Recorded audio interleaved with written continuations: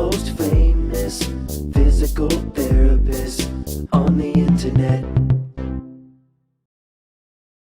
Hi folks, I'm Bob Schrupp, physical therapist. Brad Heineck, physical therapist. Together we are the most famous physical therapists on the internet. In our opinion, of course, we Bob. can say that with a straight face. Today we're going to talk about upper thigh leg pain from a pinched femoral nerve or from Meralgie Paresthetica. That's a tough one. Yeah, we're going to show you a self-test to see which one you might have, and we're going to show you a fix. That's right. How to self-treat. So, Bob, if you're new to our channel, yes. Please take a second to subscribe to us. We provide videos on how to stay healthy, fit, pain-free, and we upload every day. Also, go to bobandbrad.com because of all the things we have there, but also we always give something away. Go to the giveaway section. This week we're giving away, Brad, you want to show? Large loops for exercising. Hang here. You can do pull-ups with assistance with them. They're wonderful. I absolutely love them. Yeah, go to Facebook, Bob and Brad also, and it'll be pinned to the top of the page. Twitter, Instagram, or TikTok, and you get a 60-second version of us. And what's the other one now? Zen, I think. Zen. Yeah. Well, Zen. Okay, here we go. What are we talking about? Upper thigh pain, leg pain. It could be numbness, tingling, and it happens in this area.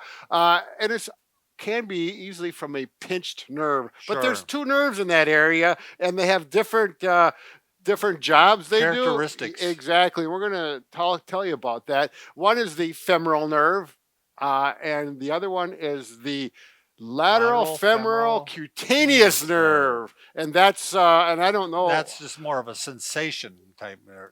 Yeah, I'm going to get to that. Oh, just sorry. Just wait. I'm jumping ahead. The Meralgie Paresthetica is the medical term, and I should have looked that up to see how they came up with that. You know, sometimes I do that. But anyways, that's what they call it.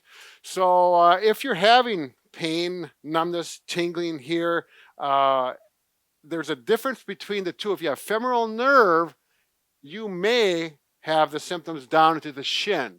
If you've got lateral femoral cutaneous nerve problems, it's going to stick right here. It's going to stay up here. It may refer over to the buttock area a little bit. I'm going to get Sam over here. And we're going to show you a little bit of anatomy about this before we get into the treatment so you understand it. Oh, sorry, I wanted to use this. As a nerve? Yep, this is a nerve. It actually, because we got the yellow nerves right up here, it comes from L2, L3. The femoral nerve? They both do. They come from the same level. So they both come up here, and then they... I can hold that. Yeah, could you hold that? And nerves are kind of yellow like this. This is kind of close for a demonstration. It comes down in front of the ilium or the pelvis. Now there's some muscles in here. You got the hip flexors. That could be a problem, and it goes through the abdominal. Now the cutaneous nerve actually pierces through the abdominal area and goes to the superficial, just below the skin, into that fascia area. Now, that particular nerve, the lateral femoral cutaneous nerve, does not innervate any muscles. So it's just for sensation. So that's a key thing to remember. It says innervate. It means he does not supply, the muscle does not get its strength from that nerve. It doesn't, that nerve does not turn any muscles on and off. Right. But the femoral nerve, that does control the quadriceps. So that's a big difference. So why do they get in trouble, Brad? The nerves, are they getting pinched by the muscles? Right. They can get pinched, and it could be a pinch up in the back. Sure. It could be a actual disc problem. Yep, a disc problem, something of that nature, some scar tissue if there was an injury there. Or it could be where that cutaneous nerve comes out. It can be pinched right in there. They have surgery for this. Sure. Obviously, we don't want to go to there. You're going to try this first. Exactly right. Now, to test if you have... To try to determine which one you have. Right, whether you have the femoral nerve or a Meralgie Paresthetica, you do a manual muscle test to yourself. It's not that hard. The first thing you can do, let's say this is my right leg. This is where I have the symptoms. And I'm going to kick out like this and down. And you're going to compare one leg to the other. Now, if you have difficulty even straightening it, that's a pretty severe case. You probably want to see a doctor. Yeah, and not only that, there's slight chance you could have tore the muscle too. I mean, and you Sure. would have trouble with it too. Right. So, Yeah. So maybe a crossover of symptoms. So the next thing to do is a single leg sit to stand test. You need a firm chair with armrests, and what you're going to do is test your good leg first. So I'm going to bring this leg up, and I'm going to stand up with this leg only. You may need, unless you're really strong, you may need and likely need to push up from here. Now I can do pretty easy with both arms. Now I'm going to take one off, and I can go like that. Okay, I'm going to go just to a fingertip, and that's about it for me. sure. Okay, now the other leg, if I need both hands to push up, and I go to one hand and it's not going up, it's pretty Right. clear you got a weakness. Sure. So you probably have the femoral nerve Involvement. pinched. Yep. Now you might say, because the next thing I'm going to say is the treatment we're going to show you is the same for both, Sure. because the treatments cross over and there's no harm in doing one, because the first one is more for the femoral nerve. And but all of them, you really want to make sure there's no pain while doing these. In fact, we're hoping the pain starts going down. right, Some of these, yeah, right? yeah, you should feel a decrease in that.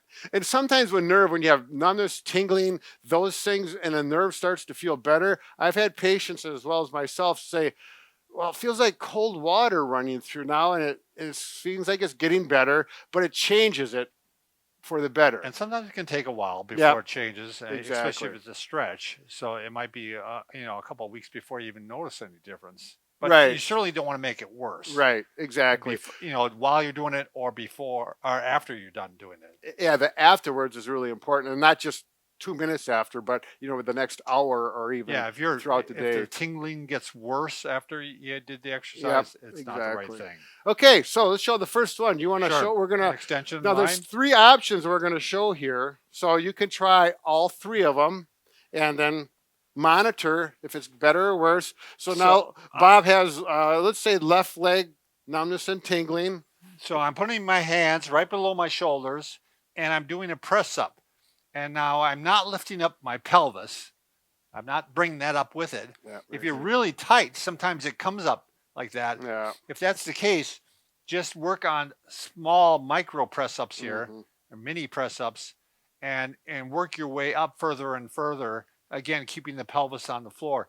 Now, this does 2 things. One, you're working on the back if it's a disc problem, but it's also working on the hip flexors, Right. and stretching them out too.